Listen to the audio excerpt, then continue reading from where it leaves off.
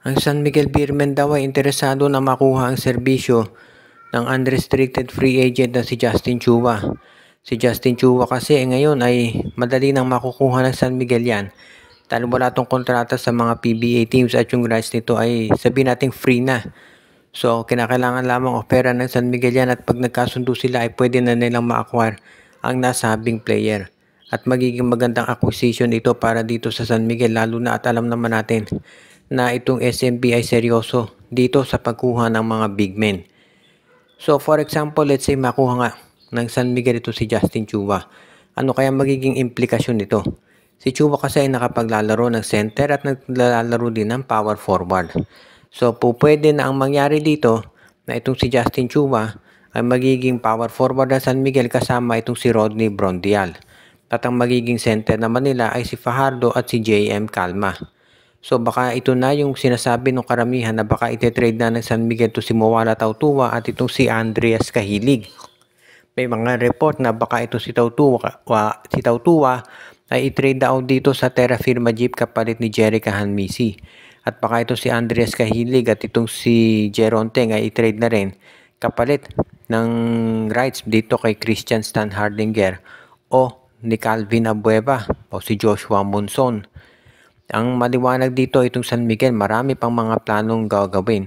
At yung pagkuha nila kay Justin Chua, isang senyales na baka yung first step nila, yung pag-trade dito kay Mawala Tautua ay matutuloy na.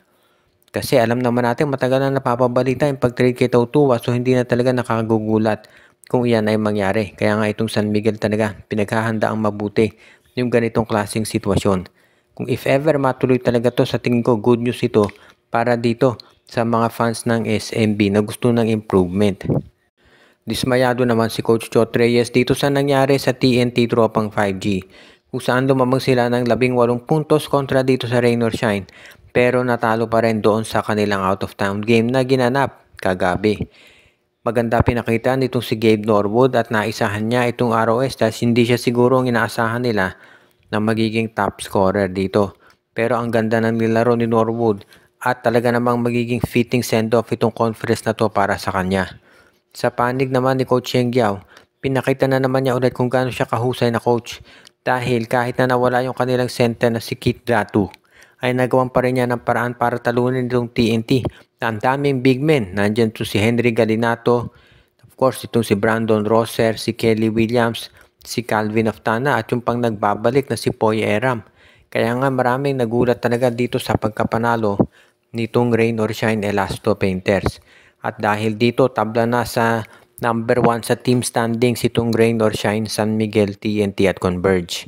Kaya nga dito talaga natin masasabi na magiging isa na to dito sa pinakamaganda na makikita natin pwedeng pagbabago sa lineup nitong si Coach Cheng Yao, yung pagdating naman ng big man na si Luis Villegas.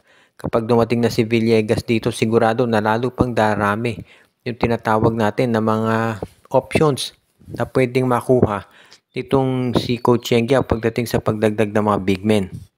Kaya nga ngayon, asahan natin na hindi na magkakaroon ng mga pagbabago pa dito sa lineup nitong si Coach Cheng Yao. Unless talagang kinakailangan talaga nila ng sabihin na nating big man. Pero sa ngayon mukhang okay na yung ganitong sitwasyon. Kaya nga isa talaga dito sa mga pwede nating masabi. Yung pagkuha nitong si Coach Cheng Yao ng mga talents, wala nang kukwestiyon sa husay niyan lalo na sa pinapakita niya ngayon dito sa Rain or Shine.